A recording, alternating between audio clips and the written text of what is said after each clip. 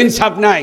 হযরত ওমর জেরুজালেমের লোকেরা বললেন যে শোনো, একটি বিরোধ বেজেছে মুসলমানের সাথে, এইটা একমাত্র কেবলমাত্র ওমর যদি আসে, এসে যদি উনি মীমাংসা করে দেয়, আমরা তার কাছে চাবি দিয়ে দিব। তো ওমর বললেন যে আচ্ছা ঠিক আছে, আমি নিজেই যাব। যখন রওনা করবেন, উনি সংসদের সবার কাছে বললেন যে আমি জেরুজালেম যেতে চাই। কয়েকজন সাহাবী বললেন যে হুজুর আপনি একা যাইবেন, আমরা আপনার সাথে যাই। ওমর বললেন যে না, আপনারা থাকেন, আমি একাই যাব। একা যখন রওনা দিবেন, ওমর বললেন যে না, একজন সফর সঙ্গী নিয়ে যাওয়া এটা হলো সুন্নাত, রাসূলের সুন্নাত। যে কাকে নিবেন? নিলেন একজন ভৃত্য, একজন চাকর, নাম তার আসলাম। এবার হযরত ওমর উটের পৃষ্ঠে চললেন। উটের পৃষ্ঠে চলার পর আসলাম ভৃত্য রশি টেনে নিয়ে যাচ্ছেন। রশি টেনে টেনে নিয়ে বেশ কিছু দূর যাবার পর হঠাৎ করে আমিরুল মুমিনিন হযরত ওমর দেখলেন আসলামের মুখটা ঘেমে গিয়েছে। হযরত ওমর নামলেন। নামার পর হাতের মধ্যে রুমাল নিয়ে তার ভৃত্য, তার চাকর, তার মুখটা মুছে দিলেন। হযরত আসলাম চোখের পানি ছেড়ে দিয়ে বললেন, আরে আমি একজন ভৃত্য, আমি একজন চাকর, আর অর্ধ পৃথিবীর শাসক, উনি আমার মুখটা মুছিয়ে দিচ্ছে। আসলামকে বললেন, আসলাম রে, অনেকক্ষণ ধরে তুমি রশি টেনে নিয়ে যাচ্ছ, তুমি তো ক্লান্ত শ্রান্ত হয়ে গেছো, তুমি উটের পৃষ্ঠে চড়ো, আমি টেনে নিয়ে যাই। আসলাম বললেন, হুজুর কেমন কথা? আপনি হলেন রাষ্ট্রপ্রধান, আর আপনি উটের রশি টেনে নিয়ে যাবেন, এটা কেমন কথা? বললেন, না না না, তুমি যদি উটের পৃষ্ঠে না চড়ো, কিয়ামতের দিন আল্লাহর কাছে কি জবাব দেব? আসলাম উঠতেই চাই না, ধাক্কা দিয়ে উটের পৃষ্ঠে চড়ালেন। অর্ধ পৃথিবীর শাসক, অর্ধেকটা পৃথিবীর যিনি রাষ্ট্রপ্রধান, উট টেনে নিয়ে যাচ্ছেন। আর নোয়াখালীর ভাষায় কি বলে জানি না, কামলা বলে আমাদের দেশে। এদেশে কি বলে? কামলা। একজন ভৃত্য, একজন চাকর উটের পৃষ্ঠে, একবার যায় একবার নেয়। পালা বদল হতে হতে যখন জেরুজালেম যাবেন, তখন পালা হলো ভৃত্য উটের পৃষ্ঠে, আর হযরত ওমর জেরুজালেম যখন যাবেন উট টেনে নিয়ে যাচ্ছেন। জেরুজালেমের বড় বড় যত নেতা ছিল সবাই এসে ওই আসলামকে সেলুট দিচ্ছে। আসলাম বলতেছে আমি না। তো বললেন যে তার মানে কি, বুঝা কো? উনি বললেন, শোনেন, আমি হলো চাকর। আমি কি?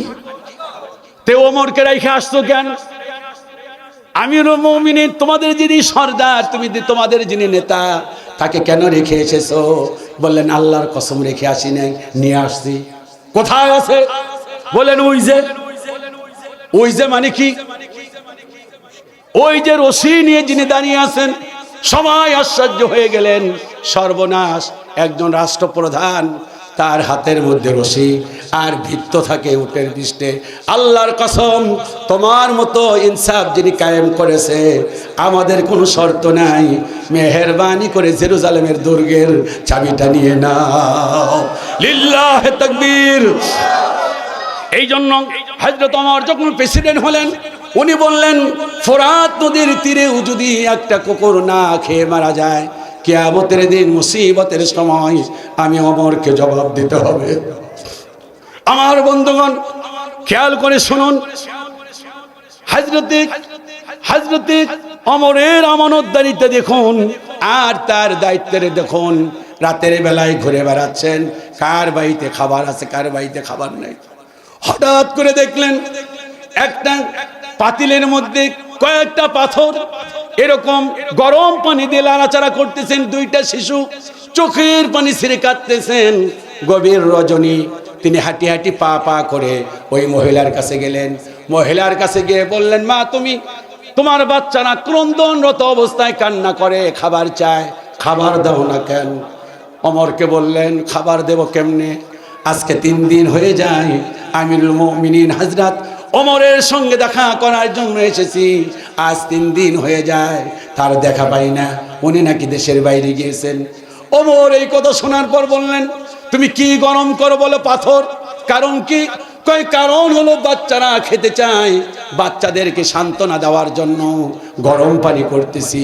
এই কথা বলার পর হযরত ওমর সঙ্গে সঙ্গে মদিনায় গেলেন বাইতুল মাল হতে খাবার নিলেন, আটা নিলেন, উটের পিষ্টে না দিয়া নিজের পিঠের মধ্যে নিলেন, নিয়া এই মহিলার কাছে এসে বললেন, মেহেরবানি করে খাবারগুলো রেখে দাও, আগামীকাল সকালবেলা ওমরের কাছে যাও, আমি তোমার ব্যবস্থা করে দেব। উনি বুঝতে পারেন নাই মহিলা যে সর্বনাশ, এই লোকটাই আমিরুল মুমিনিন। সকালবেলায় গিয়া তিনি রাজপ্রাসাদে খুঁজতেছেন, আর একজন মানুষকে বললেন, আচ্ছা ওমর কে? বললেন, ওই যে দেখো খেজুরের পাতায় বসা, এইটাই সম্রাট হযরত ওমর। উনি বললেন যে এই লোকটা তো রাত্রে আমার বাসায় গেছিল, খোলা আকাশের নিচে তাঁবুর মধ্যে ইনি তো গিয়েছিলেন। ভাবলেন যে সর্বনাশ, ওমর কি কাদের মধ্যে খাবার নিয়ে আমার কাছে দিয়ে গেছে, আমার তো অবস্থা শেষ, চলে যাচ্ছেন। আমার মহিলাকে দেখে দাঁড়িয়ে গেলেন, দাঁড়িয়ে গিয়ে বললেন, মা তুমি চলে গিয়ে আমারে পাপী বানায়ও না, কিয়ামতের দিন আমি জবাব দিতে পারবো না, মেহেরবানি করে তুমি আমারে ক্ষমা করে দাও। আমি 3 দিন তোমার খবর নিতে পারি নাই, তোমার সন্তানগুলো না খেয়েছিল, আমার তুমি মাফ করে দিও। চিল্লে বলো আল্লাহু আকবার। ইনসাফ যদি সমাজে কায়েম হয়ে যায়, আল্লাহর কসম কোনো গরিব মানুষ না খেয়ে মারা যাবে না। কোন নেতা অতিরিক্ত জিনিস চাঁদাবাজি করে, সন্ত্রাসী করে, মাস্তানি করে, মানুষের উপর জুলুম করে কোনো কিছু নিতে পারবে না। জবাবদার ঠিক কিনা? আমি শেষ করে দেব একটা কথাই বলে। হযরত ওমর একদিন খুতবার মধ্যে দাঁড়িয়ে বললেন, ওয়ালামু ইয়া আইয়ুহান নাস, খুতবার মধ্যে বলতেছেন, এ আমার মুসল্লিরা কান পেতে শোনেন। হঠাৎ করে এক যুবক, সহজ সরল যুবক দাঁড়িয়ে বললেন, ওমর আপনার কথা শোনার মতো সময় নাই, আপনি নিজের ইনসাফ কায়েম করতে পারেন নাই, আপনার কথা কি শুনবো? সবাই আশ্চর্য হয়ে গেল, সর্বনাশ, অর্ধেকটা পৃথিবীর শাসক তার খুতবা বন্ধ করে দিছে। বললেন কারণ কি? বললেন, আমরাও কাপড় পেয়েছি, আপনিও কাপড় পেয়েছেন, আমাদের কাপড়টা টাকনুর, আমাদের কাপড়টা হাঁটুর নিচে যায় নাই, আপনার কাপড় হাঁটুর নিচে কেন? নিশ্চয় আপনি কাপড়ের টুকরা বেশি নিছেন। আরে তার ছেলে বললেন, আমি একটু জবাব দিতে চাই। ছেলে দাঁড়িয়ে বললেন, আল্লাহর কসম করে বলি, গতকালকে সবাই বস্ত্র পেয়েছে, কাপড় পেয়েছে, আমিও পেয়েছি, বাবাও পেয়েছেন। বাবা যেহেতু সবার শেষে নিয়েছেন, বাবার টুকরো ছিল ছোট, বাবা ওই কাপড় দিয়ে পাঞ্জাবি বানাবেন, পাঞ্জাবি হয় না, শর্ট হয়ে যায়, শার্ট হয়ে যায়, শার্ট হয়, এই জন্য আমার টুকরো আমার বাবাকে দান করে দিয়েছি। সবাই খেয়াল করে দেখলেন, সবার শরীরে নতুন কাপড় আছে, হযরত ওমরের ছেলে কাপড় নাই। ছেলেটি দাঁড়িয়ে বললেন, আমিরুল মুমিনিন আমারে মাফ করে দিবেন। হযরত ওমর বললেন, আল্লাহর কসম, তোমার মতো তরুণ যুবকেরা এই জমিনে যতদিন পর্যন্ত থাকবে, আল্লাহর কসম ততদিন পর্যন্ত ওমর বিপদগামী হবে না। লিল্লাহি তাকবীর। ওমরের ওয়াজ শুনবেন না ওমর বানাবেন? শুনবেন? কাউসার ভাই শুনবেন না বানাইবেন? আমি ওয়াজ শোনার জন্য আসি নাই, শোনার জন্য আসি নাই, আমি হযরত ওমর বানাইতে আসছি। ওমর যদি হয় এই জমিনে, ওমর যদি সমাজে কায়েম হয়ে যায়, প্রত্যেকটা সমাজে একটা করে ওমর হলে আল্লাহর কসম এই সমাজ গরিবরা অবহেলিত হতো না। জবাবদার ঠিক কিনা? এই জন্য ওমর এই বাংলার জমিনে তৈরি হোক, এটা আমরা চাই কি চাই না? আরো জোরে বলেন, চাই কি চাই না? ওমরের দরকার আছে না নাই? সন্তানকে দৌড়া মারলেন, 80টা মারছে, মরে গেছে, একটা অপরাধ। এই বিষয়টা নিয়ে অনেক দুর্বল হাদিস রয়েছে, তবে একটি সনদ এসেছে হাসান। 80টা দৌড়া মারার পর ছেলে মারা গেছে।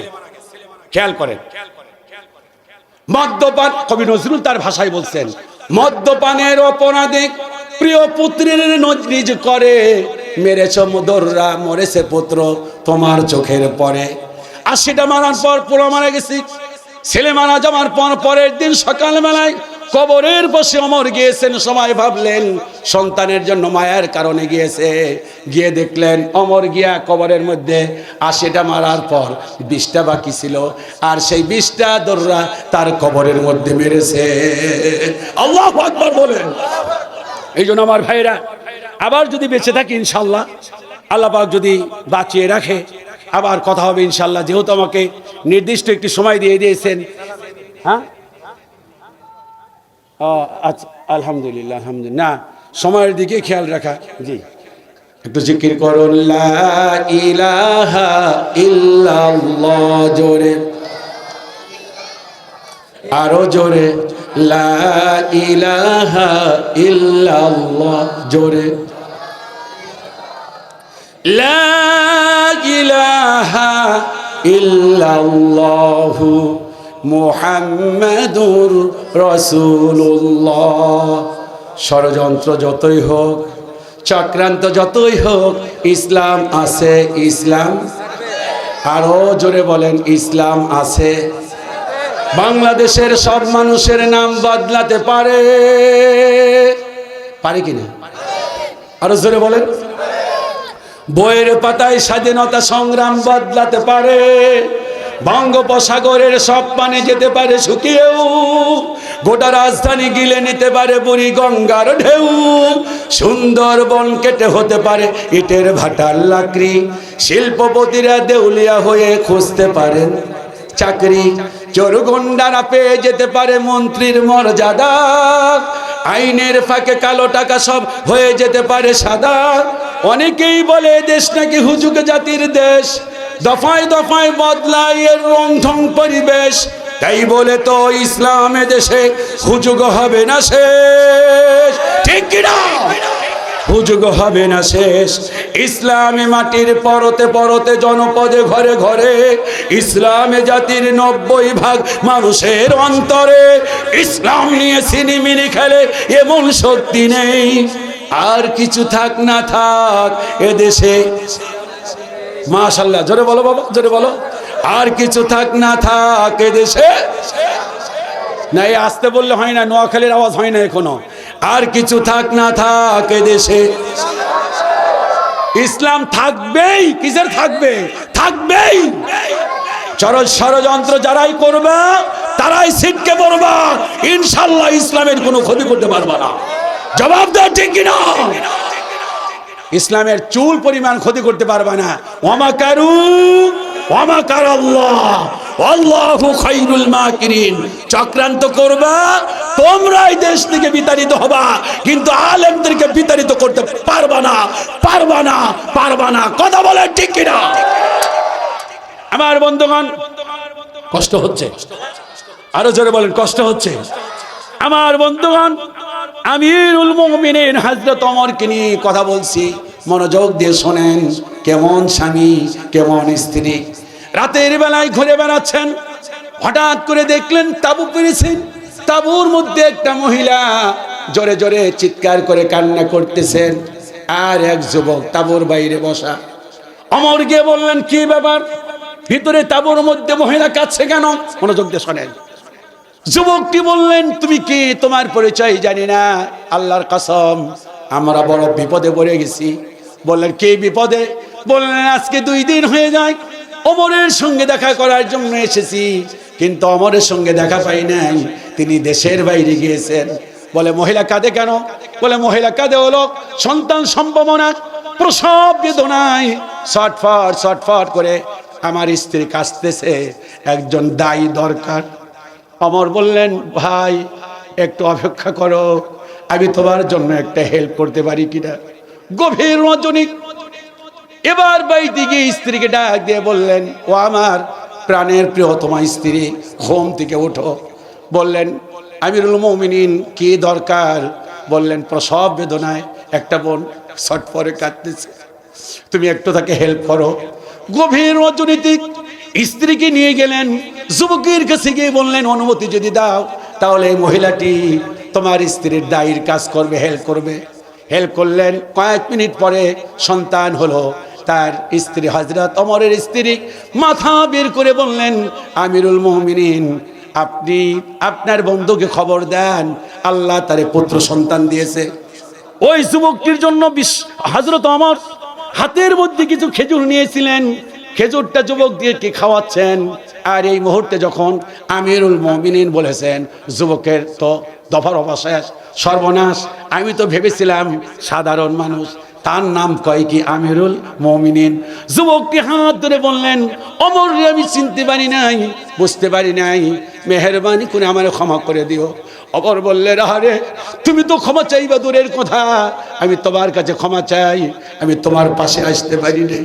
বন্ধুগণ, হযরত ওমর রাতের বেলায় ঘুরে বেড়াতেন, কার বাড়িতে খাবার আছে, কার বাড়িতে খাবার নাই। দেখেন ওমর তাকওয়াকে কীভাবে প্রাধান্য দিয়েছেন। আমরা ছেলে বিয়ে করাই, ছেলে বিয়ে করানোর সময় দেখি মেয়েটা সুন্দরী কিনা, ছেলে বিয়ে করানোর সময় দেখি মেয়েটার বাড়ির আর্থিক অবস্থা ভালো কিনা, বংশ ভালো কিনা, দেখবেন ভালো কথা। আর ওমর দেখেন রাতের বেলায় ঘুরে বেড়াচ্ছেন, ফজরে আজান হয়ে গিয়েছে, ফজরে আজান হয়ে গিয়েছে। হঠাৎ করে দেখলেন ওমর একটা ঘরের পিছনে কান লাগিয়েছেন। মেয়েকে ডাক দিয়ে মা বললেন, বাবারে দুধ দহন করেছি, দুধের মধ্যে পানি নিয়ে তাড়াতাড়ি বাজারে যাও।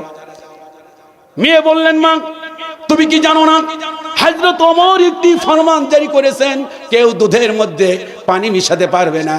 বললেন, বাবারে এ ফরমান জানা আমার আছে, এ আইন আমার জানা আছে। ওমর তো আর ঘরের পিছনে নাই।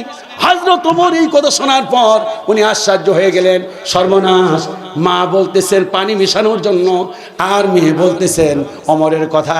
মেয়ে যখন মা বললেন ওমর তো ঘরের পিছনে নাই, মেয়ে বললেন, মা ওমর ঘরের পিছনে না থাকতে পারে, আমার যিনি রব, তোমার যিনি রব, তামাম পৃথিবীর যিনি প্রতিপালক, সে আল্লাহরে তুমি কেমনে ফাঁকি দিবা? সে তার মধ্যে তাকওয়া, আল্লাহর ভয়। হযরত ওমর চোখের পানি চলে আসলো, দৌড়ে বাইতে গেলেন, ফজরের সালাত আদায় করলেন মসজিদে নববীতে। নামাজ শেষ করে ছেলেদেরকে ডাক দিয়ে বললেন, ও আমার কলিজার টুকরা সন্তান, তোমরা দুইজন সাবালক হয়ে গেছো। অনেক সন্তান, অনেক বাবা সন্তানকে বিয়ে করায় না, বাত্তি করে, আছে না নাই? বাত্তি মানে বুঝো কিনা? ও আমার তরুণ যুবক, তোমার যদি সামর্থ্য থাকে, হাদিস অনুযায়ী নবীজি বলেছেন, ইয়া আইয়ুহাস শাবাব, ও যুবক সম্প্রদায়, মান ইসতাতাআল বাতা, তোমার যদি সামর্থ্য থাকে তাড়াতাড়ি বিয়ে করো। কি করো? এই ছেলেরা যারা বিয়ে করো না তারা বলো, বিয়ে কি দেরিতে না আসতে? বিয়ে কি বিয়ে করতে হবে যুবকদের দেরিতে না তাড়াতাড়ি? আপনি বললে হবে আপনি বিয়ে করছেন, আপনি এটা চলবে না। আমি গতকালকে টাঙ্গাইলে সিরাজগঞ্জ ছিল, এই ওয়াজটা করার পর এক ছেলে কয়, হুজুর ওয়াজটা ভালো করে করেন, আমার বাপ আমার দেখাই না, আমি বুড়ো হয়ে গেছি, আমার বিয়েই করে না। না হাসির কথা না, যুবকদের তাড়াতাড়ি বিয়ে করে দিবে, আলহামদুলিল্লাহ বলেন না। ওমর তার ছেলে কোন রকম সাবালক হয়েছে, দেখে বললেন, ও আমার কলিজার টুকরা সন্তান, আমি একটা মেয়ে দেখেছি, আমি একটা মেয়ের কণ্ঠ শুনেছি, চোখে দেখি নাই, মেয়েটা কালো কিনা জানি না, মেয়েটা প্রতিবন্ধী কিনা তাও জানি না, মেয়েটার বাড়ির আর্থিক অবস্থা ভালো না, দুধ বিক্রয় করে, অর্ধ পৃথিবীর শাসক রাষ্ট্রপ্রধান, তিনি বিয়ে করাবেন দুধ বিক্রয় করে এরকম একটা লোকের মেয়ে। ছেলেরা বললেন, বাবা গো, মেয়েটা আপনি চোখে দেখেন নাই, আবার মেয়েটা কালো কিনা তাও জানেন না, গরিব ঘরের মেয়ে, কোনো সমস্যা নাই, আপনি মেয়েটার মধ্যে কি দেখেছেন? বললেন, মেয়েটার মধ্যে দেখেছি তাকওয়া। তোমাদের মধ্যে কেউ কি আছো তোমরা বিয়ে করবা? ছেলে হলো দুইজন, কয় হুজুর আমি করবো আব্বা, আর একজন কয় আমি করব। ওমর বললেন, দুইটা তো একসাথে সম্ভব না, একজনকে তাই কও। বড় ভাই বললেন, আমি করব। হযরত ওমর তার বাড়িতে গেলেন, বিয়ের প্রস্তাব দিলেন। বিয়ের প্রস্তাব দিয়ে আমার ভাইরা, অর্ধ পৃথিবীর শাসক এইরকম গরিব ঘরের মেয়েকে পুত্রবধূ করে বাড়িতে নিয়ে আসলেন। লিল্লাহে তাকবীর, লিল্লাহে তাকবীর। হযরত ওমর কেবল তার আমানতদারিতা, মৃত্যু সজ্জায় তিনি ফজরের নামাজ পড়াচ্ছেন, আলহামদুলিল্লাহি রাব্বিল আলামিন। হযরত ওমর ইমাম, হঠাৎ করে এক ইহুদি আতাতায় এসে ফজরের নামাজরত অবস্থায় তার পেটের মধ্যে ছুরি ঢুকিয়ে দিলেন। হযরত ওমর নামাজরত অবস্থায় এক রাকাত পড়িয়েছেন, আর এক রাকাত বাকি। এরপর তিনি মাটিতে লুটিয়ে পড়লেন, মসজিদে নববীতে লুটিয়ে পড়লেন। তাকে বাড়িতে নেওয়া হলো। বাড়িতে নিয়ে যাওয়ার পর ওমরকে বললেন, শোনো আমিরুল মুমিনিন, যে খুনি আপনাকে খুন করেছে, আমরা কি সিদ্ধান্ত নেব? ওমর বললেন, ওরে ক্ষমা করে দাও। ওরে কি করে দাও? আরো জোরে বলেন, কি করে দাও?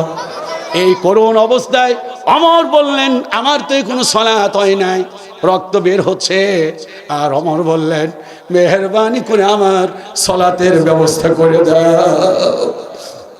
হযরত ওমর একবার অসুস্থ হয়ে পড়লেন। ডাক্তাররা বললেন মধু খেতে হবে। মধু কোথায় পাওয়া যায় না, মধু পাওয়া যায় রাষ্ট্রীয় কোষাগারে, বাইতুল মালে।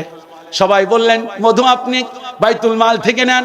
ওমর বললেন, শোনো, বাইতুল মাল থেকে মধু নিব, এটা তো আমার হক না। খেয়াল করেন, এ হকটা তো আমার না। সবাই বললেন, ওমর রে, আমিরুল মুমিনিন, আপনি অর্ধ পৃথিবীর শাসক, রাষ্ট্রের জন্য কে না করেন, আপনি সামান্য এক শিশি মধু নিলে কি হবে?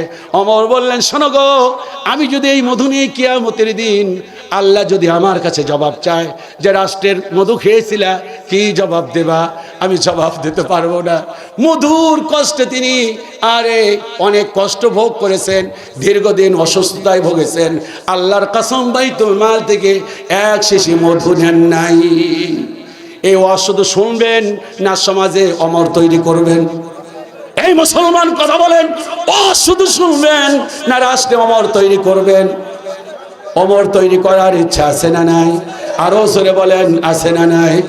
আমার ভাইয়েরা, আমার বন্ধুরা, একবার বলো, খরা বৃষ্টি হলো, এত খরা বৃষ্টি, এত খরা বৃষ্টি হয় না, বৃষ্টি হয় না, চৌচির হয়ে গেল।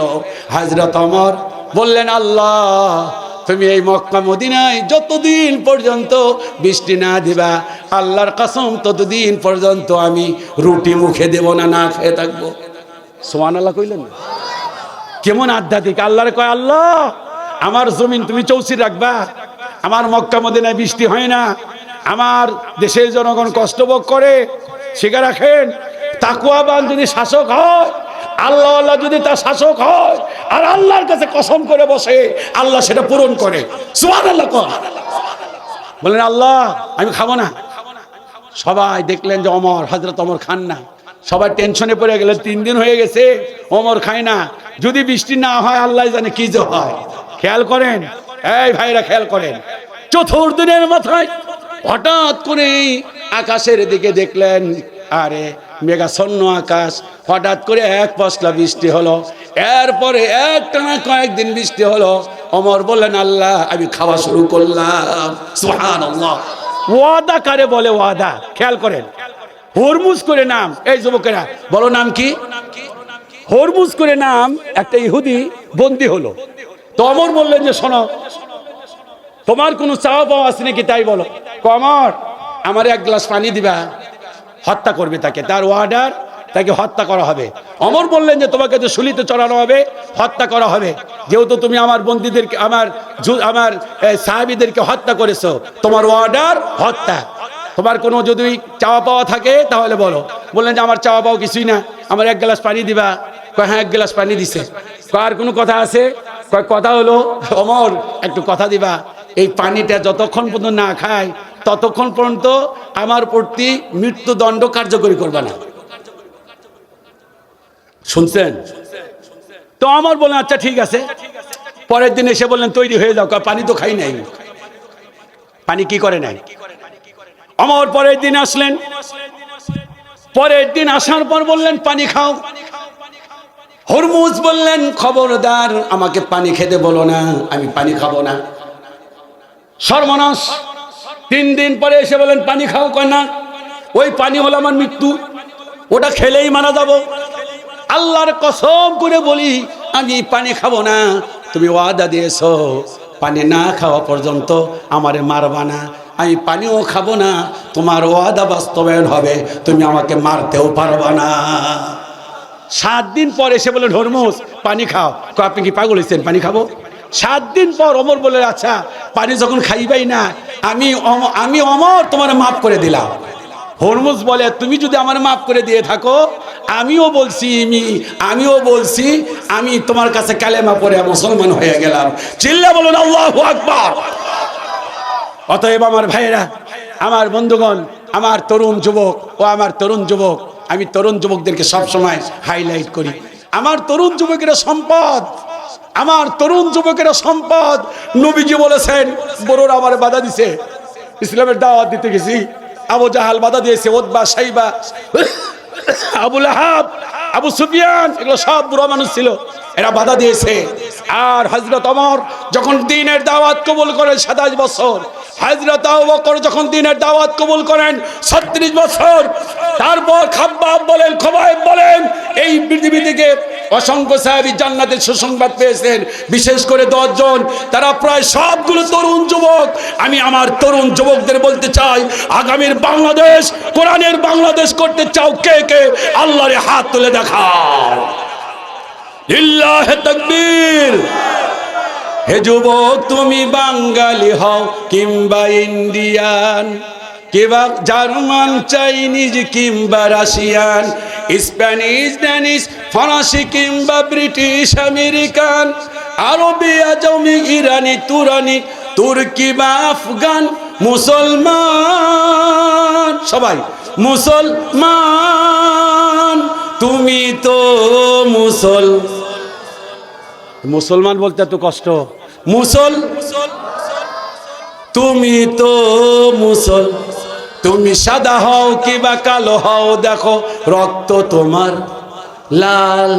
তুমি সুখী হও কিবা দুঃখী হও, রেখো ইমান নির্ভেজাল। কাছে রও কিবা দূরে রও, তবু কাবাই তোমার ঘর। স্লোগানে তোমার কেঁপে উঠে আজো পৃথিবীটা থরথর। মৃত্যু তোমায় জানায় সালাম, দূরে থাকে শয়তান। মুসলমান, তুমি তো মুসলমান। জোরে সরে একটা তাকবীর দেন, বিদায় নিয়ে চলে যাবো ইনশাল্লাহ। আবার বেঁচে থাকলে দেখা হবে।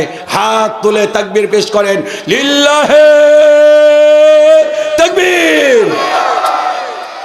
আরো জোরে, আরো জোরে, আবার বেঁচে থাকে ইনশাল্লাহ। এর আগে দুইবার এসেছি, তবে গত 2 বারের চাইতে আজকে বেশি ভালো লাগছে। একটু আলহামদুলিল্লাহ বলেন না? এই হাত নামান। আজকে দেখলাম অনেক তরুণ যুবক। কি আমাদের প্রধান অতিথি সাহেব আসছেন নাকি? হ্যাঁ, মাশাআল্লাহ, আপনার অপেক্ষা করতেছিলাম।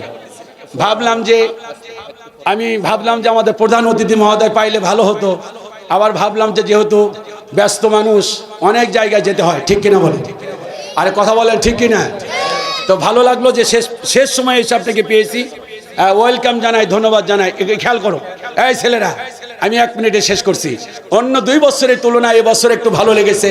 তার অন্যতম কারণ আজকে দেখলাম অনেক তরুণ যুবক। এই তরুণ যুবকেরা যারা বিয়ে শাদী করো না, হাত তোলো তাব্বুরা। হ্যাঁ, যারা বিয়ে শাদী করো না, হাত তোলো। আর বাদ বাকিরা চুপ থাকেন। আমি একটা তাকবীর দিয়ে দেখি।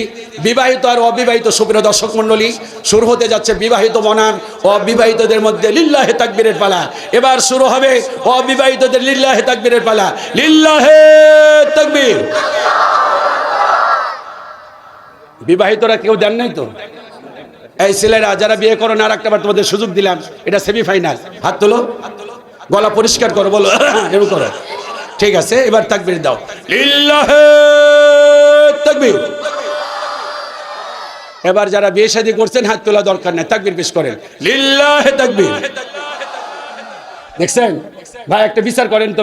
বিচার তো অনেক করছেন জীবনে, লিল্লাহে তাকবীরের বিচার করছেন কোনোদিন? না, বলেন আপনি করছেন? ভাইয়ের নাম যেন কি? সুপ্রিয় দর্শক মণ্ডলী, শুরু হতে যাচ্ছে বিবাহিত বনাম অবিবাহিতদের মধ্যে লিল্লাহে তাকবীরের পালা। আর আজকে যিনি আমাদের বিচারকের দায়িত্ব পালন করবেন, মাননীয় এই আসনের সংসদ পদপ্রার্থী, ঠিক না? হ্যাঁ, নাম যেন কি? আশরাফুদ্দিন নিজাম। হ্যাঁ, আশরাফুদ্দিন নিজাম। আমার ভাই যে আসেন ভাই, বিলাল ভাই, খুব খুব খুব কষ্ট করছে। যে ইলিশ মাছ খাওয়াইছে, এটা 20 বছরে খাই নাই। আলহামদুলিল্লাহ বলেন। আশরাফুদ্দিন নিজাম ভাই আজকে বিচারকের দায়িত্ব পালন করবে। আর বিষয়টা হলো, অবিবাহিতরা আল্লাহু আকবার বলবে আর বিবাহিতরা করবে। আপনি দেখবেন কোন দিকে আওয়াজটা বেশি হয়। এই ছেলেরা যারা বিয়ে শাদী করো না, গলাটা পরিষ্কার করো। হ্যাঁ, ঠিক আছে তো, ঠিক আছে। হাত তোলো, হাত তোলো। দেখেন ছেলেদের কি সামনে, আমি যেখানে আওয়াজে যাই ছোট্ট বাচ্চারা সামনে, জানি না কিছু। লিল্লাহে তাকবীর। এবার যারা বিয়ে শাদী করছেন আর কি, তারা অবশ্য আর একটা বিয়ে করার ইচ্ছা যারা আছে তারাও দিতে পারেন, অবশ্য নাই। যারা বিয়ে শাদী করছেন তারা একটু হাত তুলুন, লিল্লাহে তাকবীর।